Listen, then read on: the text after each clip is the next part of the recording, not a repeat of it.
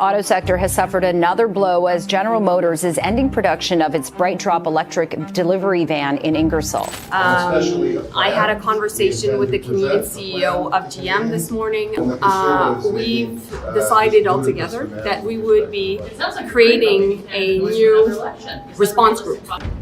It began with silence. No public announcement, no warning to workers, not even a hint of what was about to unfold. GM made a single cold decision behind closed doors and assumed Canada would accept it like it always had. That assumption was a mistake that sparked a political backlash unlike anything the Detroit auto giants have ever faced. GM thought Canada would react the way it always had, politely, cautiously, predictably. Detroit imagined a country that would grit its teeth, swallow its disappointment, and wait for the next round of investments, as it always did. But this time, the response was different. This time, Canada didn't plead. It didn't negotiate. It didn't bend. It retaliated, decisively, structurally, and with a precision that corporate America didn't see coming.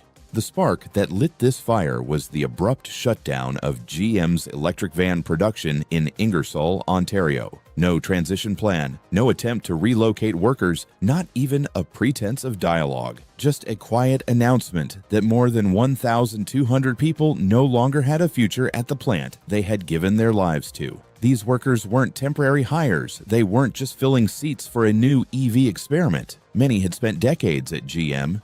Through economic downturns, recessions, pandemic disruptions, and supply chain collapses. They had stayed through it all, believing the company when it promised the future would be electric, stable, and built together. Governments thought it too. Billions were poured into EV subsidies, charging infrastructure and supply chain support. And then, in one cold decision, it all vanished. Communities like Ingersoll felt the hit instantly. This wasn't just a factory closing. It was a trust collapsing. GM sold the BrightDrop EV dream as a permanent transformation, not a placeholder. Workers planned mortgages around it. Cities planned budgets around it. Ottawa built a national EV strategy around it. That made the betrayal sting deeper, not because plants haven't closed before, but because GM had insisted this one wouldn't. But the shock wasn't Canada's alone, because in the silence that followed GM's withdrawal, something was happening inside Ottawa, something the corporations had never planned for. This time, Canada wasn't preparing another bailout. It was preparing a counterstrike.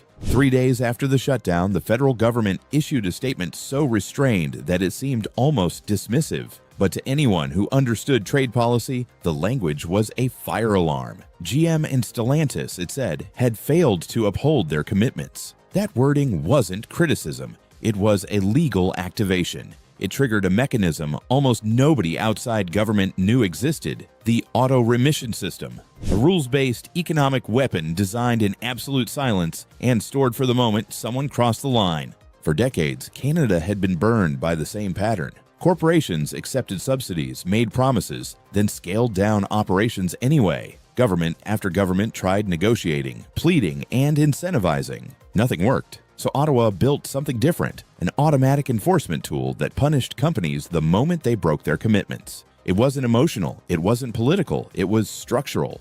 GM became the first corporation to learn what that meant. Canada immediately slashed GM's duty-free import allowance by a precise 24.2%. And that number wasn't arbitrary. It was calculated to hit GM where it hurt most: U.S.-made vehicles crossing the border. Suddenly, every GM vehicle built in America, SUVs, trucks, crossovers, faced a staggering 25% tariff when entering Canada. A $45,000 car became a $56,000 car overnight. Dealerships were blindsided, consumers recoiled, GM's entire pricing model imploded instantly, and the tariff wasn't temporary. It was built to remain until Canada decided otherwise. Stellantis watched this unfold and realized it wasn't safe either. Canada cut Stellantis' tariff-free quota in half after the company shifted Jeep production to the U.S. One policy decision, and the economics of Stellantis' Canadian market strategy collapsed. The sudden severity left the auto industry in shock. For the first time, Canada wasn't waiting for corporations to threaten job losses.